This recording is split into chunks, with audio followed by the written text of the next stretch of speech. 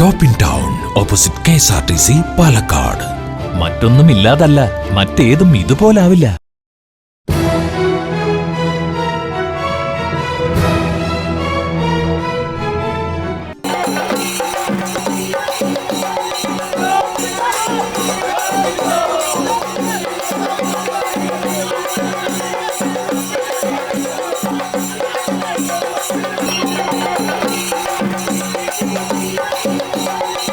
ഇടതുപക്ഷമുണ്ടെങ്കിലേ ഇന്ത്യയുള്ളൂ. വർത്തമാനകാല സാഹചര്യത്തിൽ നരേന്ദ്രമോദിയുടെ ഭരണത്തിനെതിരെയുള്ള കരുത്തുറ്റ താക്കീതാവണം വരാനിരിക്കുന്ന തെരഞ്ഞെടുപ്പെന്നാണ് LDF സ്ഥാനാർത്ഥി A. വിജയരാഘവൻ മുന്നോട്ട് വയ്ക്കുന്ന പ്രധാന രാഷ്ട്രീയ ആശയം.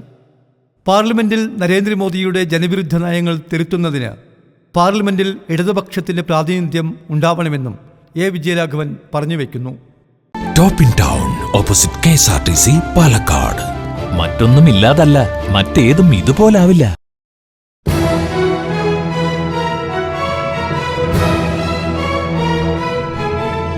മാന്യ പ്രേക്ഷകർക്ക് സ്വാഗതം. ഇന്ന് നമ്മോടൊപ്പമുള്ളത് പാലക്കാട് പാർലമെന്റ് മണ്ഡലത്തിലെ സ്ഥാനാർത്ഥി Shri A. വിജയരാഘവനാണ്. CPIM polit bureau അംഗം കൂടിയായിട്ടുള്ള A. വിജയരാഘവൻ 1989 പാലക്കാട് നിന്ന് ആദ്യമായി തിരഞ്ഞെടുക്കപ്പെടുകയും ഈ മണ്ഡലത്തെ പ്രതിനിധാനം ചെയ്തത്. തീർച്ചയായും കേരളത്തിലെ 20 മണ്ഡലങ്ങളിൽ വെച്ച് ഏറ്റവും കൂടുതൽ ശ്രദ്ധിക്കപ്പെടുന്ന ഒരു മണ്ഡലമാണ് പാലക്കാട്. പാർട്ടിയുടെ പോളിറ്റ് ബ്യൂറോ മെമ്പർ എന്നുള്ള നിലയ്ക്ക് തന്നെ പാർട്ടി ഘടകങ്ങളെല്ലാം തന്നെ വളരെ ആവേശത്തോടു കൂടിയിട്ടാണ് ബ്രാഞ്ച് കമ്മിറ്റി മുതൽ അതിൻ്റെ എല്ലാ തലങ്ങളിലും വളരെ കൃത്യമായ പ്രവർത്തനങ്ങളാണ് സഖാവിന് വേണ്ടിയിട്ട് നടത്തുന്നത്. തീർച്ചയായും കൈവിട്ടുപോയ മണ്ഡലം തിരികെ പിടിക്കുക എന്ന വീറും വാശിയും നിറഞ്ഞൊരു പ്രവർത്തനമാണ് CPMന്റെ പ്രവർത്തകരും അതുപോലെ തന്നെ LDFന്റെ പ്രവർത്തകരും വളരെ കാര്യമായിട്ട് തന്നെ നടത്തുന്നത്. നമ്മളിപ്പോൾ ഇന്ന് രാവിലെ തന്നെ മലമ്പുഴ മണ്ഡലത്തിലാണ് പര്യടനത്തിന് പോകാനുള്ള തയ്യാറെടുപ്പിലാണ്. മണ്ഡല രൂപീകരണത്തിന് ശേഷം ഇന്നേ വരെ ഒരു ചുവന്ന കോട്ട എന്നറിയപ്പെടുന്ന മലമ്പുഴ മണ്ഡലത്തിലൂടെയാണ് സഖാവെന്ന് സഞ്ചരിക്കുന്നത്. രാവിലെ അദ്ദേഹം താമസിക്കുന്ന ഭദ്രദീപം ഈ ഫ്ലാറ്റിൽ വെച്ചാണ് നമ്മൾ അദ്ദേഹത്തെ ഇന്റർവ്യൂ ചെയ്യുന്നത്. തീർച്ചയായിട്ടും നമുക്ക് ചോദിക്കാം. നമസ്കാരം സഖാവേ, എന്താണ് പ്രധാനമായിട്ടും ഒരു വല്ലാത്തൊരു കാലത്താണ് നമ്മൾ ജീവിക്കുന്നത്. പ്രധാനമായും പാർട്ടിയുടെ പോളിറ്റ് ബ്യൂറോ മെമ്പറാണ്, മുതിർന്ന നേതാവാണ്. ഈ തെരഞ്ഞെടുപ്പിൽ മുന്നോട്ട് വയ്ക്കുന്ന പ്രധാന രാഷ്ട്രീയ അജണ്ട എന്താണ്? ഈ തിരഞ്ഞെടുപ്പ് നടക്കുന്ന കാലം വളരെ അപകടം പിടിച്ച ഒന്നാണ്. കാരണം തീവ്ര ഹിന്ദുത്വ വർഗീയ അജണ്ട പ്രാവർത്തികമാക്കുക, അവിടെ ഒരു തെരഞ്ഞെടുപ്പിൽ ചർച്ച ചെയ്യപ്പെടുക സ്വാഭാവികമായിട്ടും ജനകീയമായ കാര്യങ്ങളാണ്. ജനങ്ങളുടെ ജീവിതത്തെ അഭിവൃദ്ധിപ്പെടുത്താൻ ഒരു ഗവൺമെൻറ് എടുക്കുന്ന മുൻകൈ എന്താണ്, അത് പ്രാവർത്തികമാക്കിയ അനുഭവം എന്താണ്, രാജ്യത്തിൻ്റെ സാമ്പത്തിക പുരോഗതി ഉണ്ടായോ, അതുവഴി സാധാരണ ജനങ്ങൾക്ക് എന്തെങ്കിലും ഗുണം കിട്ടിയോ, ഇതൊക്കെ പരിശോധനാ വിധേയമാക്കുന്ന ഒരു സന്ദർഭമാണ് ഒരു തെരഞ്ഞെടുപ്പ്. ഇവിടെ നിർഭാഗ്യവശാൽ പൂർണ്ണമായും വർഗീയവൽക്കരിക്കുക എന്നൊരു അജണ്ട കേന്ദ്രത്തിൽ അധികാരത്തിലിരിക്കുന്ന ഗവൺമെൻറ് നിർവഹിക്കുകയാണ്. പ്രധാനമന്ത്രി തന്നെ തൻ്റെ തെരഞ്ഞെടുപ്പ് വാഗ്ദാനം പാലിച്ചു എന്നതെല്ലാം വർഗീയ അജണ്ടകൾ പാലിച്ചു എന്നുള്ളതാണ്. പിന്നെ പള്ളി കുടിച്ചെടുത്ത് അമ്പലം ഉണ്ടാക്കി, അല്ലെങ്കിൽ ജമ്മു കാശ്മീരിൻ്റെ സ്റ്റേറ്റ്ഹുഡ് ഒഴിവാക്കി, പിന്നെ അങ്ങനെ പോകുന്നത് 6-7 നിയമങ്ങൾ പൂർണ്ണമായും ഒരു പ്രത്യേക മതവിഭാഗത്തെ ലക്ഷ്യമിട്ടുകൊണ്ട് നടപ്പിലാക്കണം. അവർ ഇന്ത്യ പോലെയുള്ള ഒരു ബഹുസ്വര സമൂഹത്തിന് ഒട്ടും അനുഗുണമില്ലാത്ത നിലപാടുകളാണ് സ്വീകരിക്കുന്നത്. അതേസമയം ഇക്കണോമിക്കലി സാമ്പത്തികമായിട്ടുള്ള എല്ലാ മനുഷ്യനും നാട്ടിൻപുറത്ത് പോയാൽ നമ്മൾ അമ്പരപ്പിക്കുകയാണ്. വളരെ ചെറിയ ജോലി, ചെറിയ വരുമാനം, നമ്മളീ പുറത്തേക്ക് കാണുന്ന വലിയ കെട്ടിടങ്ങൾ നമ്മൾ കാണും, വലിയ വീടുകളും കാണും നാട്ടിൻപുറത്ത് വരും.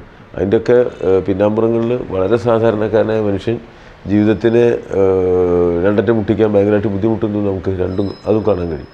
അപ്പോൾ പിന്നെ ആ മനുഷ്യൻ്റെ ജീവിത പ്രശ്നങ്ങളാണ് ഞാൻ ഈ തെരഞ്ഞെടുപ്പിൽ കാര്യമായിട്ട് ഉന്നയിക്കുന്നത്. ഒന്നാമത്തെ വിഷയം എന്നെ സംബന്ധിച്ചിടത്തോളം സാധാരണ മനുഷ്യൻ, പാവപ്പെട്ട മനുഷ്യൻ, അവരുടെ ജീവിത പ്രശ്നങ്ങൾ. അപ്പോൾ യുവാക്കൾ ചരിത്രത്തിലെ ഏറ്റവും വലിയ തൊഴിലില്ലായ്മ നേരിടുന്നു പുതിയൊരു തലമുറ. അപ്പോൾ പ്രതീക്ഷകൾ അറ്റുപോയൊരു സമൂഹമാണ്, വറ്റിപ്പോയൊരു സമൂഹമാണ് നമ്മുടേത് എന്നുള്ള നിലയ്ക്ക് കാര്യങ്ങൾ നീക്കുമ്പോൾ നമുക്ക് ജനങ്ങളോട്ട് ഇത് കമ്മ്യൂണിക്കേറ്റ് ചെയ്തുകൊണ്ട് അവരെ രാഷ്ട്രീയവൽക്കരിച്ച് തെരഞ്ഞെടുപ്പ് വൈകാരികമല്ല, ജീവിതവുമായി ബന്ധപ്പെട്ട ഒരു വിഷയം എന്നുള്ള നിലയ്ക്ക് ഗൗരവപൂർവ്വം കൈകാര്യം ചെയ്യുക എന്നുള്ളതാണ് ഇപ്പോൾ നമ്മൾ ചെയ്തുകൊണ്ടിരിക്കുന്നത്. നന്നായിട്ട് ആ കാര്യങ്ങൾ നടന്നു പോകുന്നുണ്ട്. 89 തെരഞ്ഞെടുപ്പിൽ മത്സരിക്കുമ്പോൾ വളരെ ചെറുപ്പമായിരുന്നു. SFI അഖില ഇന്ത്യ പ്രസിഡന്റ് ആയിരുന്നു. അന്ന് നല്ല പ്രവർത്തനത്തിലൂടെ വിജയിക്കുകയും ചെയ്തു. എന്താണ് അപ്പോൾ അതിന് ശേഷം വരുന്നത് പാലക്കാട്ടേക്ക് വരുമ്പോൾ പാലക്കാട് മണ്ഡലത്തിൽ പ്രതികരിക്കുന്നു? 89 ഞാൻ വളരെ എന്താ പറയുക ജൂനിയറായ ഒരു കോമ്രേഡാണ്. പിന്നെ SFI അഖില ഇന്ത്യ പ്രസിഡൻ്റാണ്. ഒരു വിദ്യാർത്ഥിത്വമാണ് അതിൽ ഉണ്ട് സ്വാഭാവികമായിട്ട്. ഞാൻ വിദ്യാർത്ഥി രംഗത്ത് വളരെ സജീവമായിട്ട് ഒരു വ്യാഴവട്ടക്കാലം പ്രവർത്തിച്ച ഒരാളുമാണ്. ഇപ്പോൾ സ്വാഭാവികമായിട്ടും അതിൻ്റെ ആ എക്സ്പീരിയൻസ് വെച്ചുകൊണ്ടാണ് ആ തിരഞ്ഞെടുപ്പിനെ നേരിട്ടിട്ടുള്ളത്. ഇപ്പോൾ എന്ന് പറഞ്ഞാൽ പാർട്ടിയുടെ ഒരു എന്താ പറയുക, പാർട്ടിയെ സംബന്ധിച്ചിടത്തോളം നമ്മൾ പ്രധാനപ്പെട്ട ഒരു പാർട്ടി ഘടകത്തിൻ്റെ ഭാഗമായിട്ടാണ് പ്രവർത്തിക്കുന്നത്. അപ്പോൾ കുറച്ചും കൂടി കരുതലും പക്വതയൊക്കെ എക്സ്പ്രസ് ചെയ്യേണ്ട ഒരു ഒരു തലത്തിലാണ് പ്രവർത്തിക്കുക. അപ്പോൾ നമ്മൾ ആ നിലയിലാണ് അതിൻ്റെ ഒരു പ്രവർത്തനത്തെ കൊണ്ടുപോകുക. കുറേ കൂടി രാഷ്ട്രീയവൽക്കരിച്ചുകൊണ്ടാണ് നമ്മൾ തെരഞ്ഞെടുപ്പിനെയും കൊണ്ടുപോകുക. പിന്നെ അന്നും ഇന്നും തമ്മിലുള്ള ഒരു ഗുണം എന്നുള്ളത്, അനുകൂല ഘടകം എന്നുള്ളത്, അന്ന് എങ്ങനെയാണോ പാലക്കാട്ടിലെ സാധാരണ മനുഷ്യരുമായിട്ട് നല്ല ബന്ധം ഉണ്ടാക്കിയത്, അത് അതിനേക്കാൾ ദാർഢ്യമേറിയൊരു ബന്ധം ഇപ്പോഴും ഉണ്ടാക്കാൻ കഴിഞ്ഞിട്ടുണ്ട് എന്നാണ് ഞാൻ എൻ്റെ ഒരു ഫസ്റ്റ് റീഡിങ് ഇതിനെ സംബന്ധിച്ച്. ആളുകളായിട്ട് ഭയങ്കര കമ്മ്യൂണിക്കേറ്റീവായിട്ട് നമുക്ക് പോകാൻ കഴിയുന്നുണ്ട്. ആ കഴിഞ്ഞ അന്നും ഒരു ജനങ്ങളോട് കമ്മ്യൂണിക്കേറ്റ് ചെയ്യുന്ന ഒരു പ്രവർത്തന രീതിയാണ് നമ്മൾ ചെയ്തിട്ടുള്ളത്. അതിപ്പോഴും നമ്മൾ പുതിയൊരു രൂപത്തിൽ പുതിയ കാലത്തിൻ്റേതായിട്ട് അതിനെ മാറ്റാൻ ശ്രമിച്ചിട്ടുണ്ട്. ജനങ്ങളുമായിട്ടുള്ള നല്ല ബന്ധം പിന്നെ നമ്മൾ രൂപപ്പെടുത്തിയിട്ടുണ്ട്. നമ്മുടെ ആളുകൾ വളരെ നന്നായിട്ട് ഓർഗനൈസേഷനിൽ വളരെ നന്നായിട്ട് പ്രവർത്തിക്കുന്നു. Top in town opposite KSRTC Palakkad. മറ്റൊന്നും ഇല്ലാതല്ല, മറ്റേതും ഇതുപോലാവില്ല.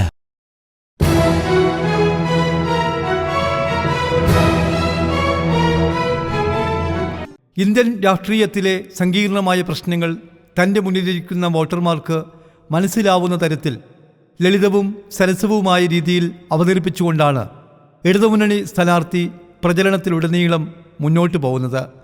കേന്ദ്ര സർക്കാർ നടപ്പിലാക്കുന്ന ജനദ്രോഹ നയങ്ങൾ എണ്ണി പറഞ്ഞാണ് വിജയരാഘവൻ വോട്ട് ചോദിക്കുന്നത്. തൻ്റെ എതിർ സ്ഥാനാർത്ഥികൾക്കെതിരെ ആരോപണമുന്നയിക്കാതെ മോദി സർക്കാരിൻ്റെ കാലത്ത് വിലക്കയറ്റം മൂലം ജനജീവിതം ദുസ്സഹമാവുന്നതും, കോൺഗ്രസ് നേതാക്കളെ BJP വിലക്കെടുക്കുന്നതും, കഞ്ചിക്കോട്ടെ ബെമൽ ഉൾപ്പെടെയുള്ള പൊതുമേഖലാ വ്യവസായങ്ങൾ വിൽപ്പന നടത്തുന്നതും സരസമായി അവതരിപ്പിച്ചാണ് വിജയരാഘവൻ വോട്ടർമാരുടെ മുന്നിലെത്തുന്നത്.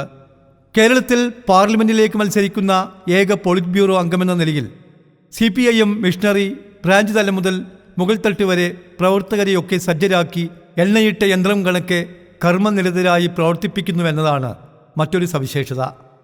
പടക്കം പൊട്ടിച്ചും മാലയിട്ടും ആരതിയൊഴിഞ്ഞും താളവാദ്യമേളങ്ങളുടെ അകമ്പടിയോടെ ഓരോ സ്വീകരണ കേന്ദ്രങ്ങളിലും ആവേശത്തോടെയാണ് ആളുകൾ വിജയരാഘവനെ സ്വീകരിക്കുന്നത്.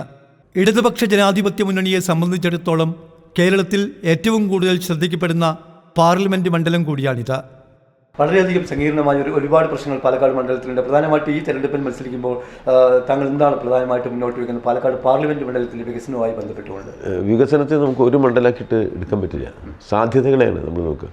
ഇപ്പോൾ കൊല്ലത്തിനൊന്ന്, കോട്ടയത്തിനൊന്ന്, അങ്ങനെ വികസനം തുടങ്ങി. അത് നമ്മൾ വികസനത്തെക്കുറിച്ച് രൂപപ്പെടുത്തുന്ന സങ്കല്പങ്ങളിലെ അവ്യക്തതകളായി ശരിക്കും അതൊരു പ്രദേശത്തിൻ്റെ സ്കോപ്പാണ്. സാധ്യതയെ എങ്ങനെ ഉപയോഗപ്പെടുത്തുന്നു എന്നുള്ളതാണ്. അതുതന്നെ ഇന്നത്തെ ആധുനിക കാലത്തിന് അനുയോജ്യമായിട്ട് നമ്മൾ ഉപയോഗപ്പെടുത്തും. ഇപ്പോൾ ഇൻഡസ്ട്രിയൽ ബെൽറ്റ് നമുക്ക് ആ ഇൻഡസ്ട്രിയൽ ബെൽറ്റിൻ്റെ ഒരുപാട് പ്രശ്നങ്ങൾ നമുക്ക് കാണാൻ കഴിയും. എന്നാൽ ഇന്നത്തെ കാലത്ത് നിങ്ങൾക്ക് ഇൻഡസ്ട്രി വരുമ്പോൾ ഈ പൊല്യൂഷൻ പോലെയുള്ള പ്രശ്നങ്ങൾ കാണാതിരിക്കാൻ പറ്റില്ല. അങ്ങനെയാണ് ഇന്നത്തെ കാലത്തിന്. അപ്പോൾ കാലാനുസാരിയായിട്ട് നമുക്ക് പുതിയ മേഖല തുറക്കപ്പെടണം. അത് പുതിയ വ്യാവസായിക സംരംഭങ്ങളെക്കുറിച്ചാണ്. ഇനി ലോകത്ത് വലിയ വൻകിട വ്യവസായങ്ങളൊന്നും ഉണ്ടാവില്ല, വളരെ കുറവ് മാത്രമേ ഉള്ളൂ. കാരണം സാങ്കേതികവിദ്യ വളർന്നുകൊണ്ട് 10,000-കണക്കിന് തൊഴിലാളികൾ ജോലി ചെയ്യുന്ന ഫാക്ടറികളിൽ ജോലി ചെറുതാണ്. 10 പേര്, 20 പേര്, 50 പേരാണ്. അത് സ്കിൽഡ് ലേബേഴ്സിൻ്റെയാണ് ഇന്നത്തെ സാധ്യത. അപ്പോൾ നമുക്കൊരു പുതിയ എഡ്യൂക്കേറ്റഡായ യങ്സ്റ്റേഴ്സ് ഉണ്ട്, വളരെയേറെ എഞ്ചിനീയറിംഗ് ബിരുദധാരികൾ നമുക്കുണ്ട്. അങ്ങനെയാണ് ഇന്നത്തെ സ്ഥിതി. അപ്പോൾ അവരെ ഉപയോഗപ്പെടുത്താൻ കഴിയുന്ന തരത്തിൽ പൊല്യൂഷനെ കുറയ്ക്കുന്ന എന്നാൽ തൊഴിൽ സാധ്യതകൾ വർദ്ധിപ്പിക്കുന്ന ഒരു ഇൻഡസ്ട്രിയൽ സമീപനം സ്വീകരിച്ചുകൊണ്ട് നമുക്ക് പാലക്കാടിൻ്റെ ഇൻഡസ്ട്രിയൽ ബെൽറ്റിനെ നവീകരിച്ചെടുക്കണം. ഇന്ന് നമ്മളതിനൊരു പ്രപ്പോസൽ തയ്യാറാക്കണം. സംസ്ഥാന ഗവൺമെൻറ്റിൻ്റെയും കേന്ദ്ര ഗവൺമെൻറ്റിൻ്റെയും പിന്തുണ വേണം.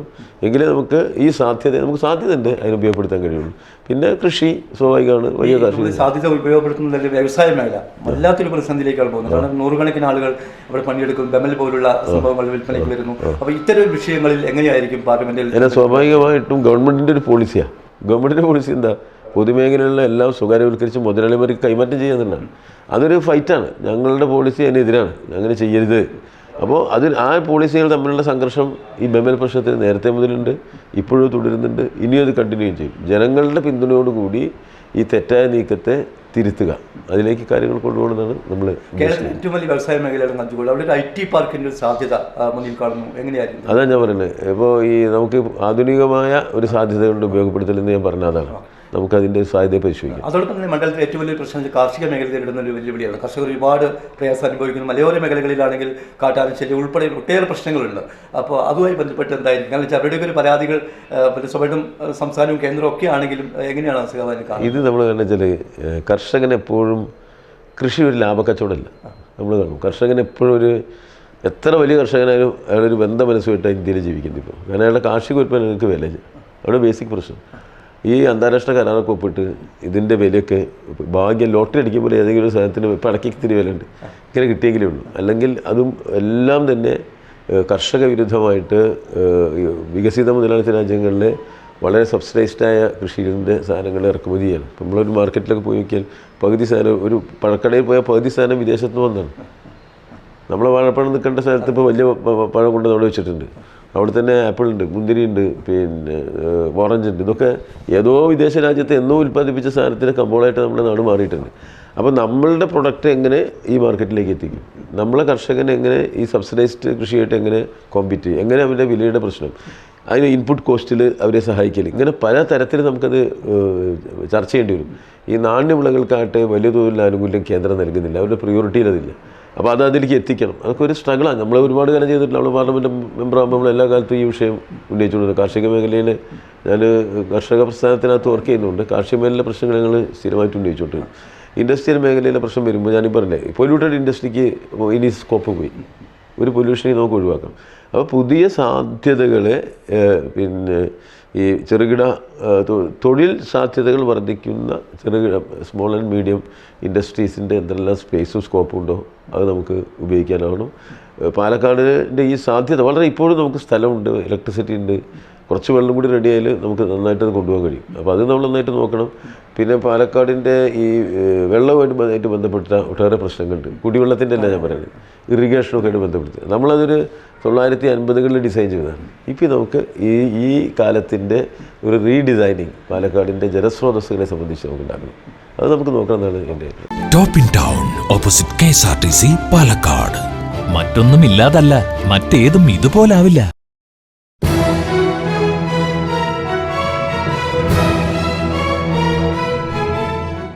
പട്ടാമ്പി, ഷൊർണൂർ, ഒറ്റപ്പാലം, മണ്ണാർക്കാട്, കോങ്ങാട്, പാലക്കാട്, മലമ്പുഴ മണ്ഡലങ്ങൾ അടങ്ങുന്നതാണ് പാലക്കാട് പാർലമെൻറ്റ് മണ്ഡലം.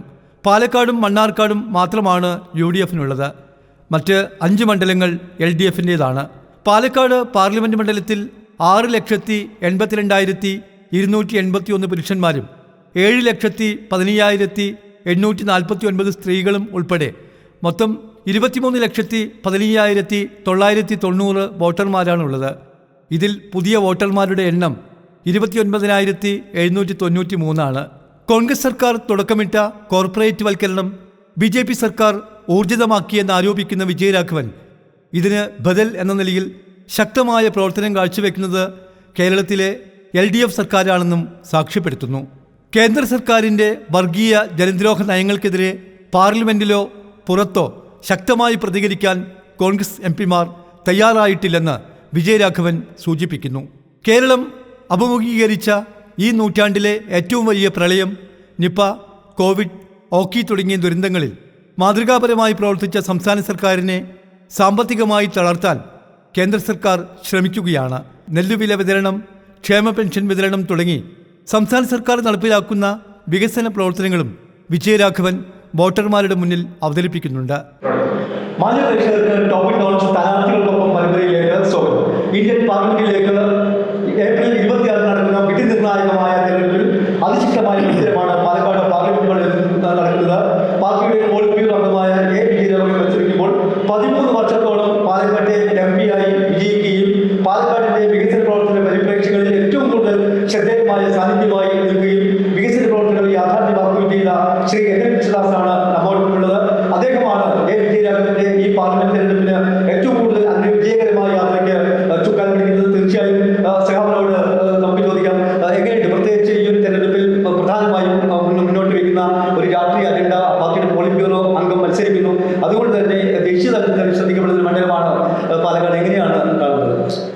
ലോക്സഭാ തെരഞ്ഞെടുപ്പ് നടക്കുന്ന സമയത്ത് പുതിയ ഒരു ഗവൺമെൻറ് രൂപീകരിക്കുന്നതിന് വേണ്ടിയിട്ടുള്ള വോട്ടാണ് ജനങ്ങൾ ചെയ്യാറുള്ളത്.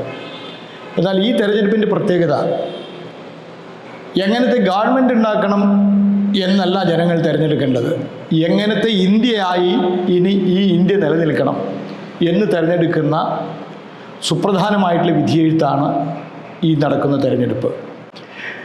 BJPയുടെ നേതൃത്വത്തിലുള്ള ഗവൺമെൻറ് ഇന്ത്യയിൽ അധികാരത്തിൽ നിന്ന് പോകണം. പകരം രാജ്യത്തിൻ്റെ എല്ലാ വൈവിധ്യങ്ങളെയും ഉൾക്കൊള്ളുന്ന, ബഹുസ്വരത ഉൾക്കൊള്ളുന്ന, മതനിരപേക്ഷത ഉയർത്തിപ്പിടിക്കുന്ന, പാവപ്പെട്ട മനുഷ്യരുടെ ജീവിതത്തോട് ചേർന്ന് നിൽക്കുന്ന നയങ്ങളുള്ള ഒരു ഗവൺമെൻറ് ഉണ്ടാവണം ഇന്ത്യ രാജ്യത്ത്. അതാണ് ഈ തെരഞ്ഞെടുപ്പിൻ്റെ പരമപ്രധാനമായിട്ടുള്ള ലക്ഷ്യം. കേരളത്തിൽ പാലക്കാട്ടും ഈ തെരഞ്ഞെടുപ്പ് നടക്കുമ്പോൾ കഴിഞ്ഞ ലോക്സഭാ തെരഞ്ഞെടുപ്പിൽ 20 മണ്ഡലങ്ങളിൽ 19 സ്ഥലത്തും ജയിച്ച UDF ആയിരുന്നു. പിന്നീട് കേരള കോൺഗ്രസ് മാണി LDFിൻ്റെ കൂടെ വന്നു. അങ്ങനെ 18 പേര് UDFും 2 പേര് മാത്രമായിരുന്നു LDF. എന്നാൽ കേരളത്തിൻ്റെ പൊതുവായിട്ടുള്ള ആവശ്യങ്ങൾ മുഴുവൻ ചർച്ച ചെയ്യപ്പെടുന്ന സന്ദർഭത്തിൽ ഈ 18-അംഗ UDF സംഘം സംഘപരിവാർ സർക്കാരിൻ്റെ കൂടെയാണ് നിലകൊണ്ടത്. കേരളത്തിൻ്റെ ഒപ്പം കേരളത്തിൽ നിന്ന് ജയിച്ച 18-അംഗ UDF MPമാരുണ്ടായിരുന്നില്ല. പാലക്കാട്ട് MP-യും കേരളത്തിൻ്റെ കൂടെയോ പാലക്കാടിൻ്റെ കൂടെയോ അല്ല നിന്നത്. ഡൽഹിയിൽ ചെന്നപ്പോൾ സംഘപരിവാർ ഗവൺമെൻറ്റിൻ്റെ കൂടെയാണ് നിന്നത്. 5 വർഷം പാലക്കാട്ടിന് നഷ്ടത്തിൻ്റെ വർഷമായിരുന്നു. നിഷ്ക്രിയത്വത്തിൻ്റെ, നിശബ്ദതയുടെ, ലജ്ജാകരമായ ശൂന്യതയുടെ 5 വർഷമായിരുന്നു പാലക്കാടിന് നഷ്ടപ്പെട്ടത്. അതിന് പകരം പാലക്കാടിൻ്റെ ശബ്ദം വീണ്ടെടുക്കണം, പാലക്കാടിൻ്റെ ക്രിയേറ്റിവിറ്റി വീണ്ടെടുക്കണം, പാലക്കാട് ഇന്ത്യയുടെ പാർലമെൻറ്റിൽ രേഖപ്പെടുത്തി വെച്ച സ്ഥാനം പാലക്കാടിന് നേടിയെടുക്കാൻ സാധിക്കണം. അതിന് ഇത്തവണ LDFിൻ്റെ സ്ഥാനാർത്ഥിയായിട്ടുള്ള ശ്രീരാവ് വിജയരാഘവനെ വിജയിപ്പിക്കും എന്ന് പാലക്കാട്ടെ ജനങ്ങൾ ഉറപ്പിച്ചിരിക്കുകയാണ്. ദേശീയ രാഷ്ട്രീയം ഈ തെരഞ്ഞെടുപ്പിൽ ചർച്ച ചെയ്യപ്പെടുമ്പോൾ തന്നെ ഈ തെരഞ്ഞെടുപ്പിൻ്റെ അവസാന ലാപ്പിലേക്ക് കടക്കുമ്പോൾ 13 വർഷം ദാസേട്ടൻ MP ആയിരുന്നു. ഒട്ടേറെ വികസന പ്രവർത്തനങ്ങൾ നടപ്പിലാക്കിയിട്ടുണ്ട്. പ്രധാനമായിട്ടും പാലക്കാട് വോട്ടർമാരുടെ മുന്നിൽ പാലക്കാടിൻ്റെ വികസനം എന്നുള്ള തരത്തിൽ എന്താണ് ഇപ്പോൾ മുന്നോട്ട് വയ്ക്കുന്നത്? ഒട്ടേറെ വിഷയങ്ങളുണ്ട്. കാരണം വ്യാവസായിക മേഖല, അവിടെ വിൽപ്പന ഉൾപ്പെടെയുള്ള കാര്യങ്ങൾ, അതിനെക്കുറിച്ച് എങ്ങനെയാണ് നമ്മൾ വോട്ടർമാരുടെ മുന്നിൽ അവതരിപ്പിക്കുന്നത്? പാലക്കാടിൻ്റെ പ്രത്യേകത, കേരളത്തിലെ ജില്ലകളിൽ പാലക്കാടിനുള്ള പ്രത്യേകത മനുഷ്യൻ്റെ ജീവിതോപാധികളായിട്ടുള്ള കൃഷിയും വ്യവസായവും തുല്യ പ്രാധാന്യത്തിലുള്ള കേരളത്തിലെ ഏക ജില്ലയാണ് പാലക്കാട്. സമീപഭാവിയിൽ പാലക്കാട് കേരളത്തിൻ്റെ നമ്പർ 1 വ്യവസായ ജില്ലയായിട്ട് മാറും. വ്യവസായം, കൃഷി, ഇതിനെ രണ്ടിനെയും മുൻനിർത്തി ഒപ്പം കേരളത്തിൻ്റെ സ്വത്ത്, പാലക്കാടിൻ്റെ സ്വത്ത് എന്ന് പറയുന്നത് അഭ്യസ്തവിദ്യരായിട്ടുള്ള യുവജനങ്ങളാണ്. ആ അഭ്യസ്തവിദ്യരായിട്ടുള്ള യുവജനങ്ങളെ സംരംഭകരാക്കി മാറ്റുക, കൃഷിയിലും വ്യവസായത്തിലും അവരെ വിന്യസിപ്പിച്ചുകൊണ്ട്. അങ്ങനെ കൃഷി വ്യവസായം പുരോഗമിക്കുക, അഭ്യസ്തവിദ്യരായിട്ടുള്ള യുവാക്കളെ സംരംഭകരായി മാറ്റുക, ഇങ്ങനെ പാലക്കാടിനെ സാമ്പത്തികമായി മുമ്പിലേക്ക് നയിക്കുക.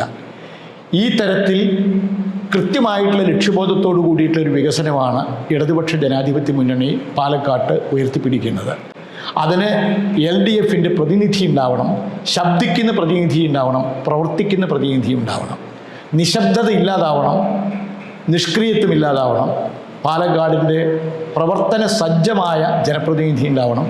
അതാണ് LDF പാലക്കാട്ട് ജനങ്ങളോട് അഭ്യർത്ഥിക്കുന്നത്. നരേന്ദ്രമോദി സർക്കാർ പൊതുമേഖലാ സ്ഥാപനങ്ങൾ വിൽപ്പന നടത്തുകയാണെന്ന ആരോപണം പലപ്പോഴും ഈ തെരഞ്ഞെടുപ്പിൽ ഉന്നയിക്കാറ്. ഇപ്പോൾ ബെബലിൻ്റെ കാര്യങ്ങൾ ഉൾപ്പെടെ അത്തരമൊരു കാര്യങ്ങൾ നമ്മൾ എങ്ങനെയായിരിക്കും പ്രതിരോധിക്കുക? രണ്ട് ഗവൺമെൻറ്റും തമ്മിലുള്ള വ്യത്യാസമാണ് കേരളത്തിലെ സർക്കാരും ഇന്ത്യ ഗവൺമെൻറ്റും.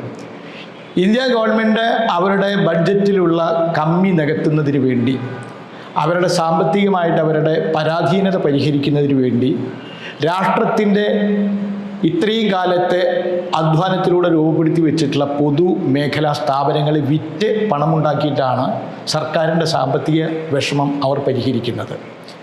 എന്നാൽ കേരള ഗവൺമെൻറ് ഒരു പൊതുമേഖലാ സ്ഥാപനത്തെയും വിൽക്കില്ല എന്ന് മാത്രമല്ല, പൊതുമേഖലാ സ്ഥാപനത്തിന് ബജറ്റിൽ നിന്ന് പരിപൂർണമായിട്ടുള്ള പിന്തുണ കൊടുത്ത് പണം നിക്ഷേപിച്ച് പൊതുമേഖലയെ വികസിപ്പിക്കുകയാണ്. ഇതാണ് ഇന്ത്യ ഗവൺമെൻറ്റും കേരള ഗവൺമെൻറ്റും തമ്മിലുള്ള വ്യത്യാസം.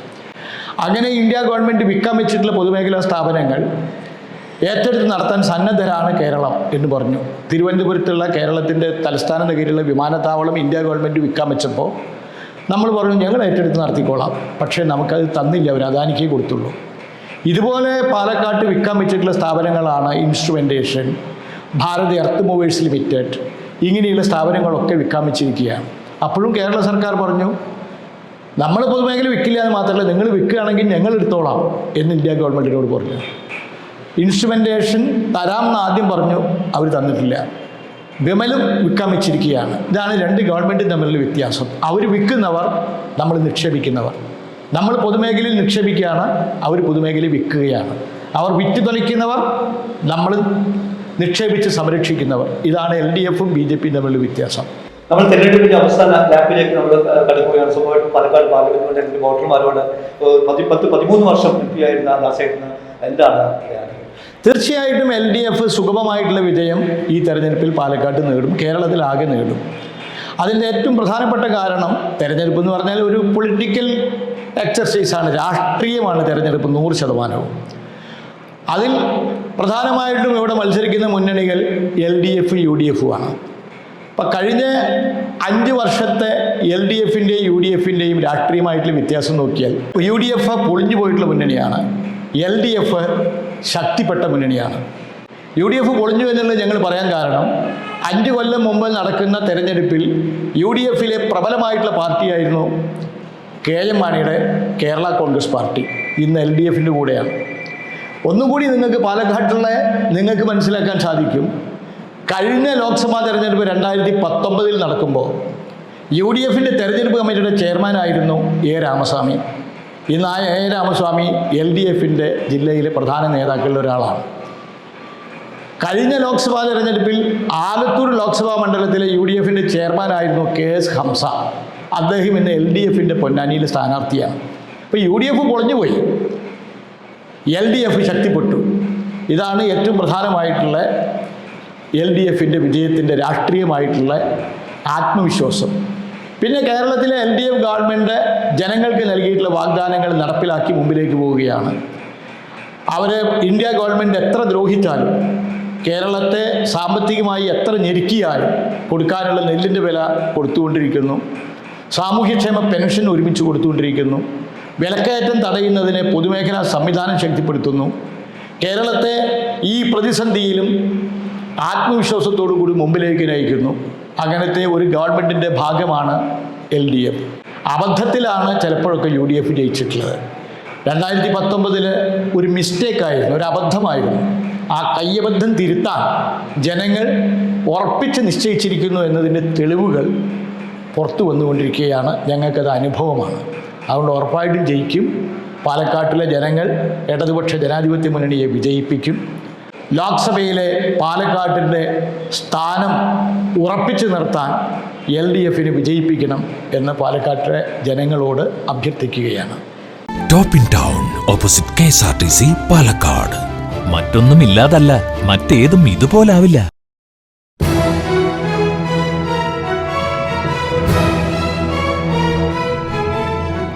ഇസ്ലാമിക് ഹിസ്റ്ററിയിൽ 1ാം റാങ്കോടെ ബിരുദാനന്തര ബിരുദം നേടിയ A. വിജയരാഘവൻ ഇത് 3ാം തവണയാണ് മത്സര രംഗത്ത് നിലയുറപ്പിച്ചിരിക്കുന്നത്. 3 പതിറ്റാണ്ട് കാലം ഡൽഹി കേന്ദ്രീകരിച്ച് പ്രവർത്തിച്ച വിജയരാഘവൻ 2 തവണ രാജ്യസഭാംഗമായിരുന്നു. മാത്രമല്ല സഭയിൽ CPIMൻ്റെ ചീഫ് വിപ്പ് കൂടിയായിരുന്നു. കർഷക തൊഴിലാളി യൂണിയൻ്റെ അഖിലേന്ത്യാ പ്രസിഡന്റും ജനറൽ സെക്രട്ടറിയുമായിരുന്ന വിജയരാഘവൻ ഒരേ സമയം CPIMൻ്റെ സംസ്ഥാന സെക്രട്ടറിയും LDFിൻ്റെ കൺവീനറുമായിരുന്നു. ഉന്നത വിദ്യാഭ്യാസ മന്ത്രി R. ബിന്ദുവാണ് ഭാര്യ. തൻ്റെ മുന്നിലിരിക്കുന്ന വോട്ടർമാരുടെ മനസ്സറിഞ്ഞുള്ള പ്രസംഗമാണ് A. വിജയരാഘവൻ നടത്തുന്നത്. പാവപ്പെട്ട വീട്ടമ്മമാരുടെയും കർഷക തൊഴിലാളികളുടെയും മുന്നിലെത്തുമ്പോൾ വിലക്കയറ്റത്തിൻ്റെ ദുരിതപൂർണമായ അവസ്ഥകൾ നർമ്മത്തിൽ ചാലിച്ച് അവതരിപ്പിച്ചുകൊണ്ടാണ് വിജയരാഘവൻ വോട്ടർമാരുടെ മനസ്സിലേക്ക് കയറി ചെല്ലുന്നത്. നരേന്ദ്രമോദി വന്നതിന് ശേഷം ഈ പാർലമെന്റിൽ ചർച്ചകളില്ല, ജീവിതമൊന്നും ചർച്ച ചെയ്യുന്നവിടെ. നരേന്ദ്രമോദി ഇങ്ങനെ പ്രസംഗിക്കും, BJPക്കാർ ഇങ്ങനെ കയ്യടിക്കും, കോൺഗ്രസ്സുകാർ ഇങ്ങനെ നോക്കിയിരിക്കും. അതിന്റെ നടുക്കൊരാൾ വേണ്ടത്, ഇത് തെറ്റാണെന്ന് പറയുന്ന ആൾ വേണ്ടേ? അതിനാണ് ഞാൻ മത്സരിക്കുന്നത്. ഇതാണ് സ്ഥിതി. അവിടെ എന്താ സംഭവിക്കുക? നിയമത്തിന്റെ ഉള്ളിൽ കൂടി ആയിരിക്കും പഴുത്. ആ പഴുത് വെച്ചിട്ടാണ് കെജ്രിവാളിനെ പിടിച്ചോണ്ടേ ജയിലിട്ടിരിക്കുന്നത്. തെരഞ്ഞെടുപ്പ് പടിവാതിൽക്ക് എത്തി നിൽക്കുമ്പോൾ CPIMൻ്റെ അഭിമാന പോരാട്ടമെന്ന നിലയിൽ തങ്ങളുടെ പാർട്ടിയുടെ പോളിറ്റ് ബ്യൂറോ അംഗമായ A. വിജയരാഘവനെ വൻ ഭൂരിപക്ഷത്തോടെ വിജയിപ്പിച്ച് പാലക്കാട് പാർലമെന്റ് മണ്ഡലം തിരിച്ചു പിടിക്കാനുള്ള വീറും വാശിയും നിറഞ്ഞ പ്രവർത്തനമാണ് ഇടതുപക്ഷ ജനാധിപത്യ മുന്നണിയുടെ പ്രവർത്തകർ പാലക്കാട് പാർലമെന്റ് മണ്ഡലത്തിലാകെ നടത്തിക്കൊണ്ടിരിക്കുന്നത്. Top in town opposite KSRTC Palakkad. മറ്റൊന്നും ഇല്ലാതല്ല, മറ്റേതും ഇതുപോലാവില്ല.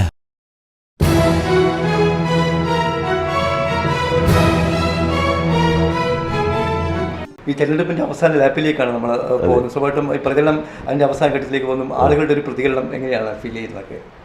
സ്വാഭാവികമായിട്ടും നമുക്ക് പൊതുവെ അനുകൂലമായ ഘടകമുണ്ട്. CPM ഇടതുപക്ഷത്തിനും താരതമ്യേന ബഹുജന സ്വാധീനമുള്ള ഒരു പ്രദേശമാണത്. കഴിഞ്ഞോണ്ട് തോറ്റു എന്നുള്ളത് ഒരു പ്രത്യേക സാഹചര്യം ഏത് മണ്ഡലത്തിലും സംഭവിക്കാവുന്നതേ ഉള്ളൂ.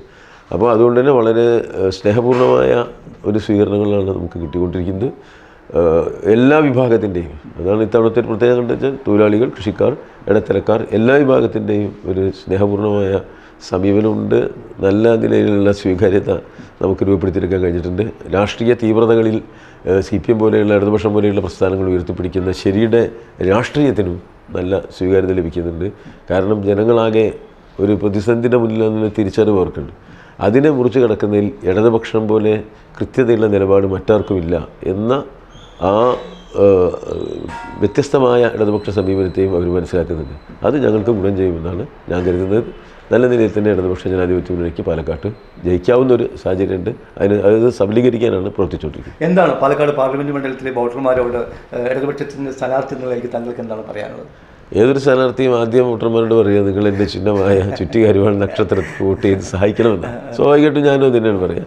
ഞാൻ പറയും, ഒരു കാലത്തെ തിരിച്ചറിയുക എന്നുള്ളത് അതിപ്രധാനമാണ്. ഈ കാലത്തിൻ്റെ വിഹ്വലതകളെ, ഈ കാലം ഉയർത്തിയിരിക്കുന്ന വെല്ലുവിളികളെ, ഈ കാലത്തിൻ്റെ ഈ സവിശേഷതകൾ എങ്ങനെ നമ്മുടെ ജീവിതത്തിൽ പ്രതിഫലിക്കും എന്നതിനെ സംബന്ധിച്ചുള്ള ഒരു തിരിച്ചറിവ് ഇത് വോട്ടർമാർക്ക് ഉണ്ടാവുക എന്നുള്ളത് അതിപ്രധാനമാണ്. നമുക്ക് ഇത് അപകടത്തിൻ്റെ തൊട്ടു മുന്നിൽ നിൽക്കുന്ന ഒരു കാലമാണ്. അതിനെ അതിജീവിക്കാനുള്ള ഒരു പോരാട്ടമാണ് നടത്തുന്നത്. അതിജീവനത്തിന് വേണ്ടിയുള്ള ഈ പോരാട്ടത്തിൽ എല്ലാവരും എന്നോട് സഹകരിക്കണം എന്നാണ് എനിക്ക് അഭ്യർത്ഥിക്കാനുള്ളത്. പ്രിയമുള്ളവരെ, ഞാൻ നേരത്തെ സൂചിപ്പിച്ചതുപോലെ തന്നെ കേരളത്തിലെ 20 മണ്ഡലങ്ങളിൽ ഏറ്റവും ശ്രദ്ധിക്കപ്പെടുന്ന മണ്ഡലമാണ് Palakkad. CPM polit bureau member മത്സരിക്കുന്നു എന്നതുകൊണ്ട് തന്നെ പാർട്ടി അണികൾ വളരെ ശക്തമായിട്ട് മുന്നോട്ട് പോകുന്നു. രാഷ്ട്രീയമാണ് അദ്ദേഹം പ്രധാനമായും ജനങ്ങളുടെ മുന്നിൽ അവതരിപ്പിക്കുന്നത്. ടോപ്പ് ആൻഡ് ടൗൺ സ്ഥാനാർത്ഥിക്കൊപ്പം പരമ്പരയിൽ ഈ തിരക്കുകൾക്കിടയിലാണ് അദ്ദേഹം നമുക്ക് സമയം അനുവദിച്ചത്. എല്ലാവിധ വിജയാശംസകൾ. നമുക്ക് ഒരുപാട് കഷ്ടപ്പാടാണല്ലോ ഈ ഇപ്പോൾ ഭരണം കൊണ്ട്, ഈ മോഡി സർക്കാരിൻ്റെ ഭരണം കൊണ്ട് ഒരുപാട് കഷ്ടപ്പാടുകളും ഒരുപാട് പ്രയാസങ്ങളാണ് അനുഭവിച്ചുകൊണ്ടിരിക്കുന്നത്. അപ്പോൾ ഇതിനൊരു മാറ്റം വരുത്തിയേ തീരൂ.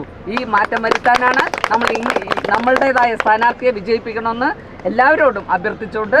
പ്രിയമുള്ളവരെ, ഇന്ന് രാവിലെ മുതൽ സഖാവ് A. വിജയരാഘവൻ്റെ കൂടെ ഞങ്ങൾ സഞ്ചരിക്കുകയായിരുന്നു. ടോപ്പ് ആൻഡ് ടൗൺ സ്ഥാനാർത്ഥിക്കൊപ്പം പരമ്പരയിൽ ഓരോ പ്രദേശങ്ങളിലും സ്ത്രീകളും കുട്ടികളും അടങ്ങുന്ന നൂറുകണക്കിന് ആളുകളാണ് അദ്ദേഹത്തെ സ്വീകരിക്കാൻ എത്തിയിരിക്കുന്നത്. ഇവിടെ ഇപ്പോൾ ആട് ബിരിയാണിയും കോഴി ബിരിയാണിയും ഒക്കെ ഇവരോട് ചോദിച്ചുകൊണ്ട് സന്തോഷം പങ്കിടുകയാണ് സ്ഥാനാർത്ഥി. എങ്ങനെയാണ് സഖാവെ, താങ്കൾക്ക് എങ്ങനെ ഫീൽ ചെയ്യുന്നു? കാരണം രാവിലെ മുതൽ ആളുകൾ വളരെ സ്നേഹത്തോടെ ഇടപെടുകയാണ്. എങ്ങനെയാണ് ഫീൽ ചെയ്യുന്നത്? ഇതൊക്കെ സാധാരണ ആൾക്കാരാണ്. നമ്മുടെ നാട്ടിലെ സാധാരണ ജനങ്ങളുടെ ഒരു ഫീലിങ്സാണ് നമ്മൾ അവരോട്ട് കൈമാറ്റം ചെയ്യപ്പെടുന്നത്. അവരുടെ അനുഭവങ്ങളാണ്, അവരുടെ ജീവിതമാണ്. അപ്പോൾ അവരുടെ അനുഭവങ്ങളുടെയും ജീവിതത്തിൻ്റെയും പശ്ചാത്തലത്തിൽ ഒരു തിരഞ്ഞെടുപ്പിനെ അവർ വിശകലനം ചെയ്ത് തീരുമാനമെടുക്കുക.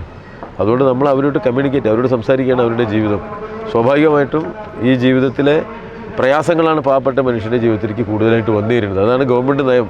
ആ നയപരിമിതിയെക്കുറിച്ചാണ് ഞങ്ങൾ ജനങ്ങളുമായിട്ട് ആശയവിനിമയം നടത്തുന്നത്. സ്വാഭാവികമായിട്ടും അവരുടെ ജീവിതത്തിൻ്റെ ബോധ്യത്തിൻ്റെ അടിസ്ഥാനത്തിലാണ് ഒരു തെരഞ്ഞെടുപ്പിൽ വിധി എഴുതുക.